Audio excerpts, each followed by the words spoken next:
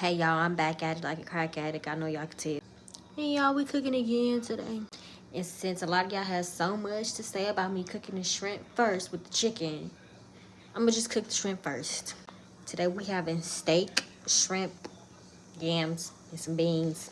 Okay, y'all, seen so then let's go ahead and mix it on like right. Of course I had to put the butter, just add the shrimp all in there, okay? This is the meat. I had it soaking in some vinegar, so you know all the blood and all that good stuff can come up. Okay, y'all, here's the meat all seasoned. Let's go ahead and flip them over again so I can season them again. And baby, we can't forget the most important part, the mustard. Okay, y'all, the shrimp is cooking. I'm finished to stir it. So come back for part 2 when the shrimp is finished cooking.